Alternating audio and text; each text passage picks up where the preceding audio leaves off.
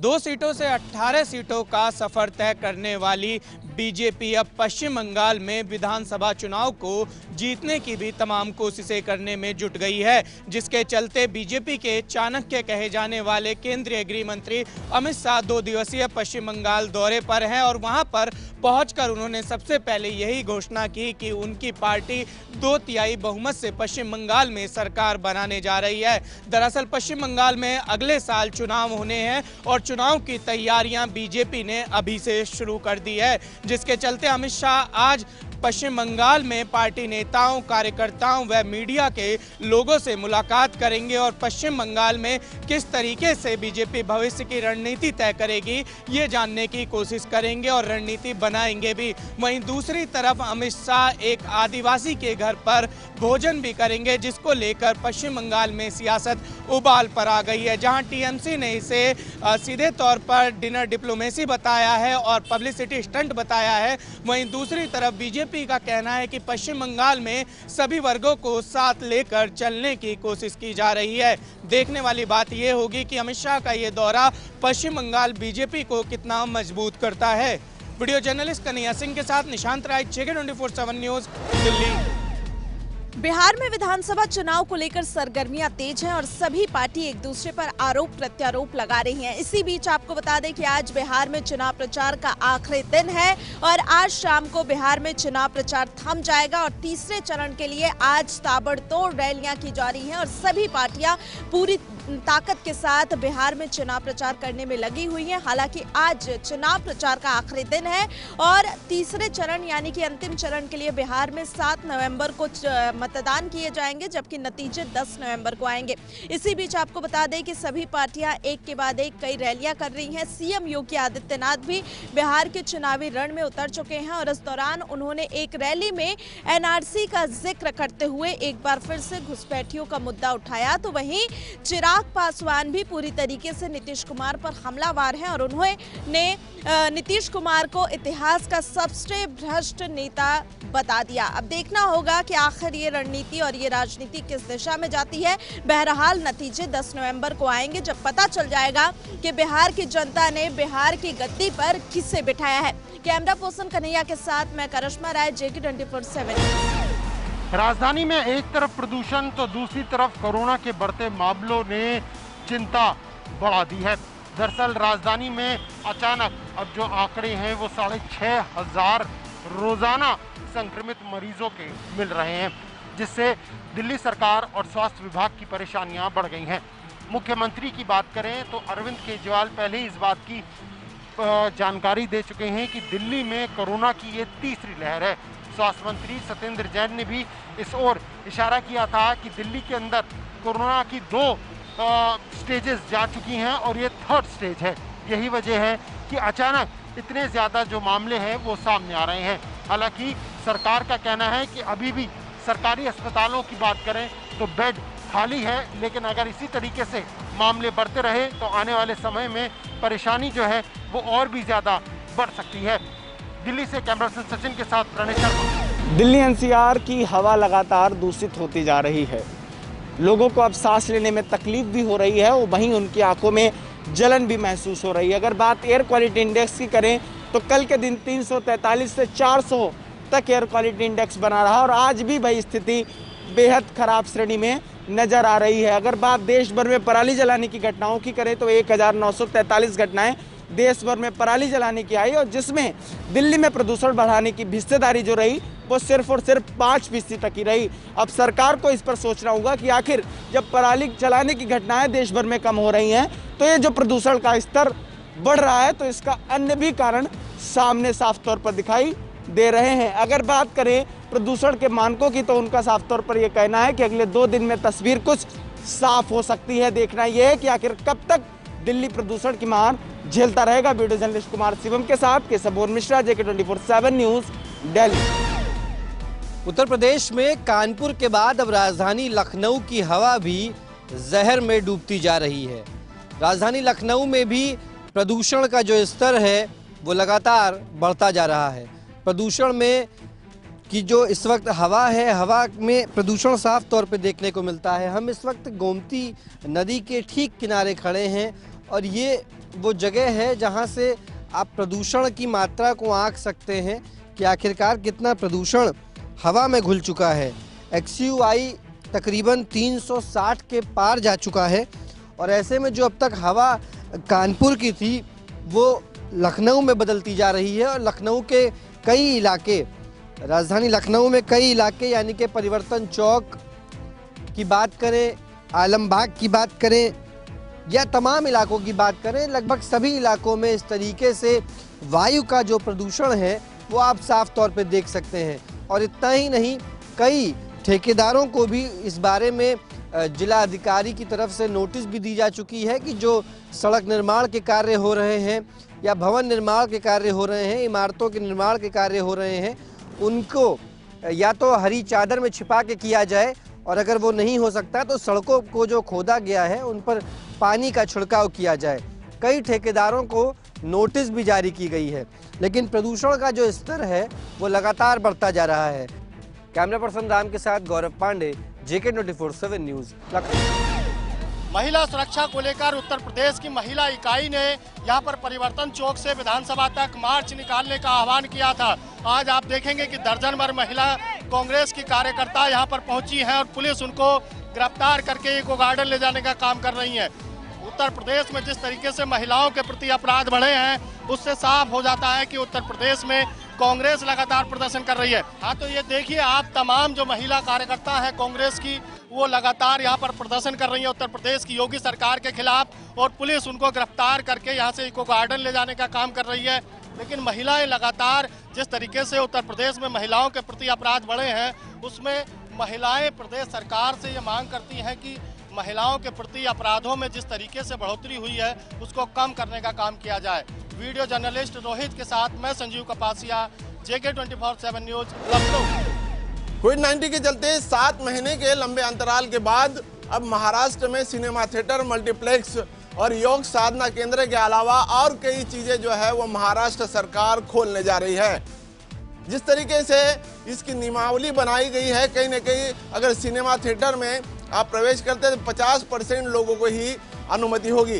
साथ ही साथ जिस तरीके से निर्देश भारत सरकार ने दिए हैं, सैनिटाइजर, मास्क और सोशल डिस्टेंसिंग का जो है पूरे तरीके से पालन करना होगा।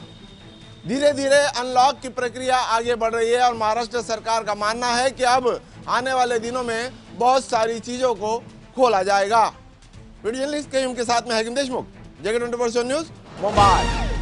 भारत के आंतरिक मामलों को लेकर अक्सर ही पाकिस्तान कहीं न कहीं दखलंदाजी करता रहता है। अब श्री करतारपुर साहिब कॉरिडोर के मामले पर भी पाकिस्तान ने अपनी नई साजिश का खुलासा करते हुए वहां पर भी हस्तक्षेप करने का प्रयास किया है।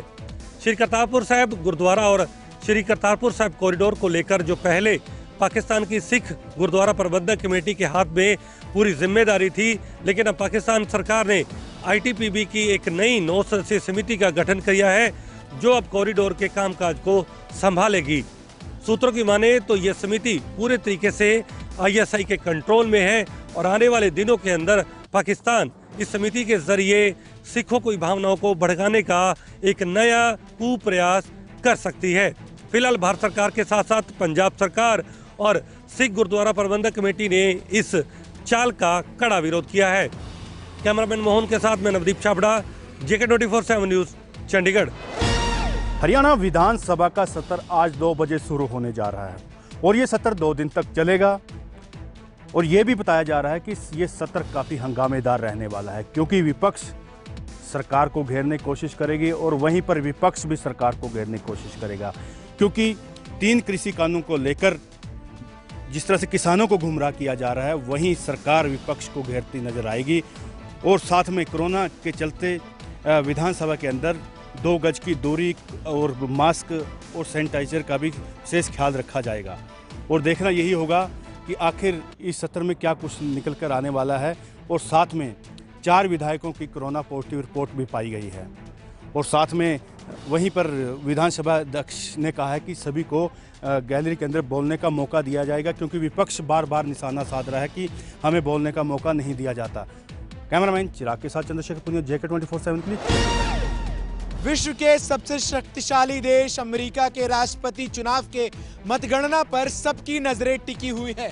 जैसे जैसे वक्त आगे बढ़ रहा है, चुनाव के परिणाम वैसे वैसे निकट आते दिख रहे हैं। हालिया आंकड़ों से ये स्पष्ट हो रहा है कि जो बाइडेन एक बड़ी बढ़त बना चुके हैं। जहां जो बाइडेन 264 इलेक्टोरल वोट्स के साथ राष्ट्रपति बनने की रेस में आगे हैं, वहीं वर्तमान राष्ट्रपति डोनाल्ड ट्रंप के पास अभी 214 इलेक्टोरल वोट है। इन सब के बीच राष्ट्रपति डोनाल्ड ट्रंप ने सुप्रीम कोर्ट का दरवाजा खटखटाते हुए साफ तौर पर कहा है कि जो तमाम अमेरिकी राष्ट्रपति चुनाव में वोटों की गिनती हो रही है, इनमें धांधली चल रही है। इसके अलावा जो बाइडेन ने कहा है कि हम आखिरी वोटों के गिनने तक का इंतजार करेंगे और तब मैं अपनी जीत की खुशी जाहिर करूंगा। कुल मिलाकर जो अमेरिकी चुनाव का रोमांच है वो अपने चरम पर है, लोकतंत्र की खूबसूरती अपने चरम पर है। लेकिन देखना ये होगा कि अमेरिका का अगला राष्ट्रपति कौन बनता है, और ये तभी स्पष्ट होगा जब तमाम उन पोस्टल बैलेट्स की भी गिनती हो जाएगी जिन्हें अमेरिकी मतदाताओं ने कोरोना महामारी के चलते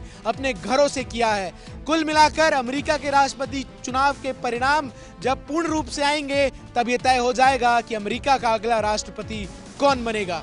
कैमरामैन कन्हैया कुमार के साथ मैं चंदन भारद्वाज, JK 24/7 न्यूज, नई दिल्ली। महबूबा मुफ्ती आज पहली बार जम्मू के दौरे पर पहुंच रही हैं और आज आपको ये बताते चलें कि किन किन लोगों से मुलाकात होगी, ये देखने वाली बात है। लेकिन अटकलें ये लगाई जा रही हैं कि अपने राजनेताओं के साथ वो मुलाकात कर सकती हैं, कई लोगों से भी मिल सकती हैं और साथ ही साथ किसानों से भी रूबरू हो सकती हैं। लेकिन आपको ये बताते चलें कि डिटेंशन के बाद लगातार उन्होंने अपनी कवायद जो है वो शुरू कर दी थी और पीडीपी पार्टी ने भी अपना कड़ा रुख जो है वो अख्तियार कर दिया था, जिसमें वो साफ तौर पर कहते हुए नजर आ रहे थे कि धारा 370 और 35 को लेकर वो बातचीत करने का दौर एक बार फिर से शुरू करने वाले हैं। लेकिन युवाओं के साथ भी उनकी बातचीत हुई है और युवाओं के मुद्दों को भी उठाने की कोशिश लगातार पीडीपी कर रही है। आज देखना यह है कि अगर जम्मू के अंदर वो पहुंचती हैं तो क्या कुछ निकलकर सामने आएगा, क्योंकि पिछले दिनों जो विवादित बयान दिए गए थे उसी को मद्देनजर रखते हुए पीडीपी के मुख्यालय के बाहर भारी बल जो है वो तैनात कर दिया गया है, क्योंकि पुलिस कांस्टेबल्स को वहां पर तैनात कर दिया गया है, क्योंकि कोई भी रोष अगर होता है तो उस पर थोड़ी जल्दी से ही काबू जो है वो पाया जा सके। यानी कहने का तात्पर्य यह है कि पिछले दिनों जो झंडे को लेकर विवादित बयान दिया गया था उसी को मद्देनजर रखते हुए भारी बल जो है वो पार्टी के बाहर यहाँ तैनात कर दिया गया है। तो जाहिर तौर पर अब समझना यह है कि पीडीपी पार्टी अब किस तरह से अपनी कवायद बुनेगी, क्योंकि जितने भी सीनियर लीडर्स थे वो पीडीपी पार्टी को छोड़ चुके हैं, कई बड़े चेहरे जो है वो पीडीपी पार्टी से किनारा कर चुके हैं। लेकिन क्या लगता है कि इस बार अब जब वो जम्मू के दौरे पर पहुंचती हैं तो जनता को लुभाने के लिए कौन से मुद्दे लेकर सामने आएगी, क्योंकि हमेशा से ही पीडीपी जो है वो कश्मीर बेस्ड पार्टी रही है। अब देखना ये होगा कि अगर जम्मू के अंदर वो दौरे पर पहुंची हैं तो किन किन मुद्दों को लेकर सामने आएगी। कैमरा पर्सन दीपक के साथ आशा सरमाल, जम्मू।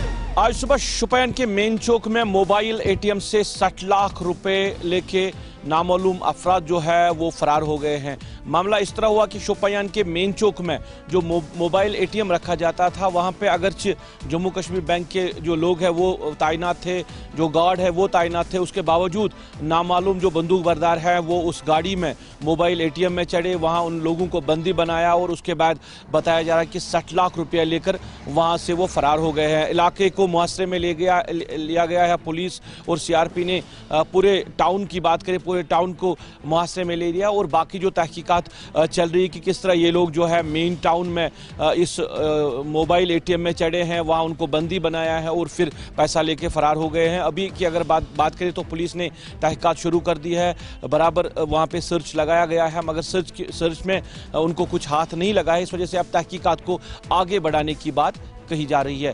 कैमरा पर्सन साहिल के साथ सईद रूप, गुलिस्तान न्यूज़, श्रीनगर, कश्मीर। लद्दाख में मौसम सरमा की आमद है। आप सब जानते हैं विंटर के महीने में लद्दाख के लोगों को काफ़ी दुश्वारियों का सामना करना पड़ता है, चाहे एसेंशियल कम्युनिटीज़ की बात करें या विंटर के हवाले से अशिया खुदनी की बात करें, फ्रेश वेजिटेबल्स की बात करें या विंटर स्टॉकिंग की बात करें। इस साल किस तरह की स्थिति रहेगा, क्योंकि विंटर का जो माह है वो शुरू हुआ है और किस तरह की इंतजाम किया जा रहा है वो आप तक हम पहुंचाना चाहेंगे। आप देख सकते हैं लगातार इस साइड में भी दुकानें हैं और दोनों साइड में दुकानें हैं और दुकानों के सामने बहुत सारे सामान, साजो सामान दिखाई दे रहे हैं। इससे साफ जाहिर होता है कि विंटर के हवाले से स्टॉकिंग किया जा रहा है और ये कहा गया है कि बहुत कम समय के लिए ऑफिशियली बंद किया जाएगा। अगर बहुत कम समय के लिए जोजिला पास को बंद किया जाता है तो यहाँ के लोगों को, लद्दाख के आवाम को काफ़ी फायदा मिल सकता है। मोहम्मद इसाक, JK 24/7, लद्दाख। मध्य प्रदेश में अब चाइनीज पटाखे दीपावली पर नहीं फोड़े जा सकेंगे। इसके साथ ही मध्य प्रदेश के मुख्यमंत्री शिवराज सिंह चौहान ने घोषणा की है कि जल्द ही लव जिहाद को लेकर के कानून बनाया जाएगा, ताकि जिस तरीके से नाम बदल करके, धर्म परिवर्तन करके और जो है लव जिहाद चलाया जा रहा है, उस पर कड़ी से कड़ी कार्रवाई की जा सके। अब देखना यह है कि जिस तरीके की घोषणा मुख्यमंत्री शिवराज सिंह चौहान ने की है, कब तक उस पर अमल हो पाएगा। कैमरामैन सुरेंद्र के साथ सुभाष श्रीवास्तव, JK24/7 न्यूज भोपाल। त्योहारी सीजन नजदीक आते ही बाजारों में मिलावटी मिठाई भी उतर चुकी है, तो वहीं मिलावटखोर बड़े ही सतर्क यहां पर हो जाते हैं। तो कहीं ना कहीं जिसके लिए खाद्य सुरक्षा विभाग भी यहां पर सतर्क नजर आ रहा है। खाद्य सुरक्षा विभाग लगातार बाजारों में छापेमारी कर रहा है, लेकिन वहीं खाद्य सुरक्षा विभाग ने एक नई पहल कोरोना काल में जरूर यहाँ पर की है कि जिस तरीके से जो मिठाई के डब्बे घरों में जाते हैं उन पर एक स्लोगन जरूर छपा होगा कि 2 गज की दूरी है बहुत जरूरी। इसके लिए एक स्लोगन छापा गया है। साथ ही सोशल डिस्टेंसिंग का पालन करने की बात खाद्य सुरक्षा विभाग यहां पर कर रहा है। अब देखने वाली बात होगी कि क्या त्योहारों के सीजन पर मिठाइयों की दुकान पर सोशल डिस्टेंसिंग का पालन हो पाता है या नहीं, ये आने वाला समय ही बताएगा। कैमरामैन तिलक शर्मा के साथ धनराज गर्ग, JK24/7 न्यूज, देहरादून।